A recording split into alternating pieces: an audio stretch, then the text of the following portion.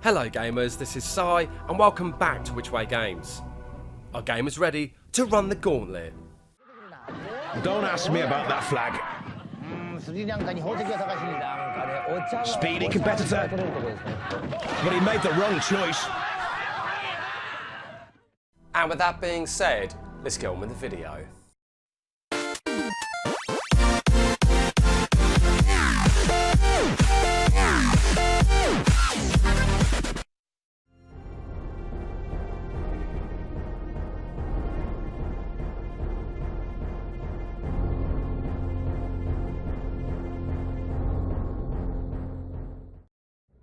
When it comes to arcade gaming, there are many games to choose from, such classics as Outrun, Golden Axe and the fantastic Strider. All of these are remembered fondly for their addictive gameplay and have stood the test of time when it comes to gaming. Now, dungeon crawler games tended to be within the world of board games, with such games as Hero Quest and the legendary Dungeons and Dragons. But there's one arcade game that is legendary for gamers, especially when it comes to multiplayer. This would be the original Gauntlet developed by Atari, which for some gamers has gone down in history as one of the best multiplayer dungeon crawlers from the arcades. Now, Gauntlet was hugely popular in the arcade alongside the games I mentioned before, and with the home console market recovering from the video game crash of the early 80s, it was only a matter of time before games from the arcade would make that transition into gamers' homes. Gamers could play as either a warrior, a wizard, a Valkyrie, or even an elf, as they search for an exit while trying to survive against a vast amount of fantasy-inspired enemies on each stage. Each of these playable characters had their own strengths and weaknesses, which will continue on in future installments of the series, even going to the point of introducing an RPG element, but more on that later. One port that captured the magic of the arcade was Gauntlet for the Sega Mega Drive, which added 3 additional game modes, including an elaborate quest mode that featured an actual storyline, as well as the beginning of the RPG element I mentioned earlier.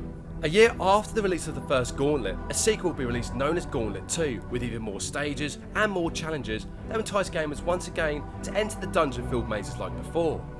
But it wouldn't be until 1998 that the follow-up to Gauntlet 2 would be released in the arcade, and with the majority of most games at the time, the transition to the realm of 3D was to be expected, especially for the Nintendo 64, the Dreamcast and the PlayStation. This follow-up was called Gauntlet Legends, which was released on all 3 systems at the time, and like always, let's go back to the past to see how it was advertised. The arcade classic Gauntlet is back, and it's better than ever. Presenting Gauntlet Legends. They are on a quest for the powerful rune stones. Together they battle the minions of evil, collecting magic and treasure along the way.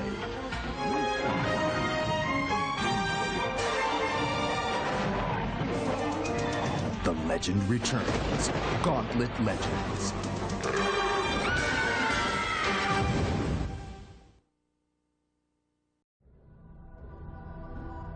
The story of Gauntlet Legends begins in ages past, when magic was wild and creatures of fantasy roamed the land. The benevolent mage known as Sumnir had created 6 magical towers as a testament to his great prowess of the art. After many years of weaving magic and reality, Sumnir created 6 mystical portals within each tower as a way to travel to all the Gauntlet realms. Sumnir's younger brother Garm has sought for years to overthrow his brother and become the master of all the realms, but the only way to do this would be using the magic within each tower to open up a portal to the underworld. After spending years perfecting the black art and becoming corrupt with the lust for power, Garm learns of the 13 mystical runes that will allow him to focus his magical energy to reach into the depths of darkness and pull out undead warriors as well as a demonic force of evil. Placing the 13 runestones in a circle in the middle of one of Sumnir's towers, Garm opens a portal to the underworld, and the powerful demon lord known as Scorn enters through after hearing the call from Garm. Now free, Scorn attacks Garm and kills him without mercy, trapping Garm's mortal soul in the underworld for eternal torture.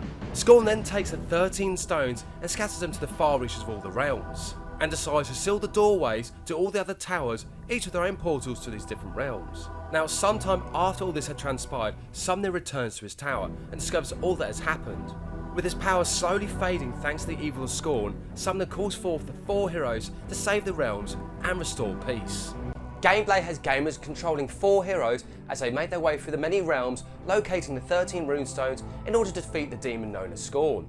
Being a port of the arcade version of Gauntlet Legends, the core gameplay remained more or less intact, with the top-down perspective being tweaked to give a more isometric view. 4 characters were still available to gamers, but the elf had been replaced by an archer, whereas the warrior, Valkyrie and the wizard had survived. However, in the Dreamcast version of Gauntlet Legends, the 4 new characters from Gauntlet Dark Legacy have been added, but more on that game later. A new character RPG system had been introduced, with gamers being able to customise the strength, speed, armour and magical powers of the characters available. With the game being ported to 3 different gaming systems, each one had their own variation of the arcade classic. Some of these variations with different graphics, different stages as well as stage layouts, and different items available for gamers to use. Such items as elemental breath, invisibility and rapid fire. Throughout Gauntlet Legends, gamers were faced off against a variety of different enemies that would appear in waves, and wouldn't stop unless the enemy generators are destroyed. But there's one enemy that will hunt gamers down and can only be stopped by using magic. This enemy is known as Death, and if encountered with still valuable health, so the best course of action is to just run away.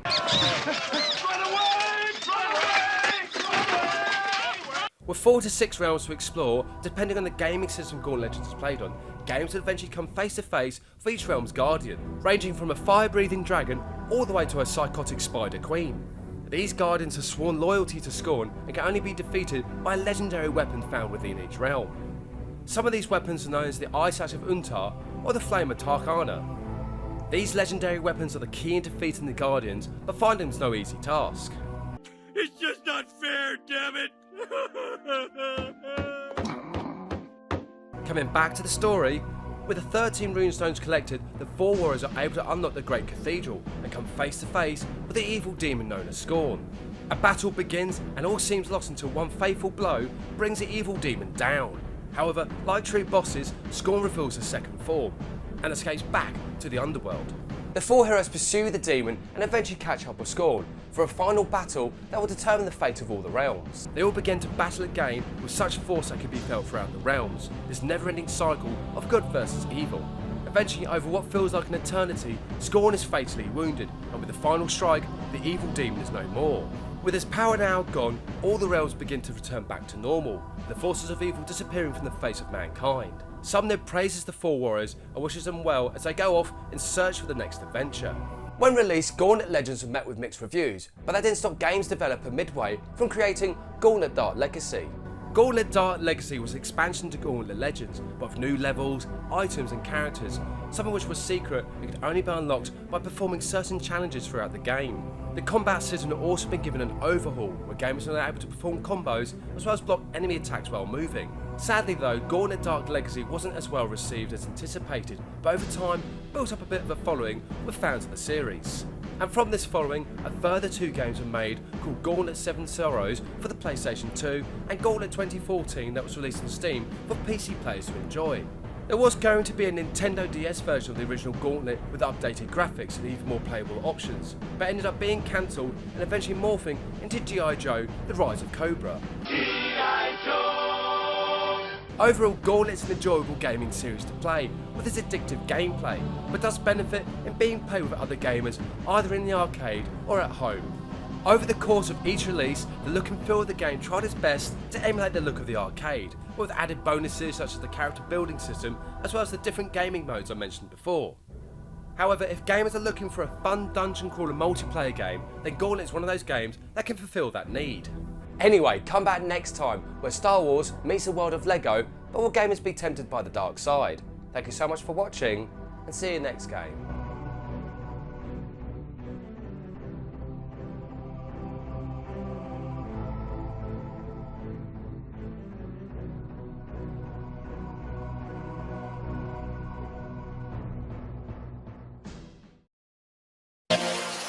We'll be right back.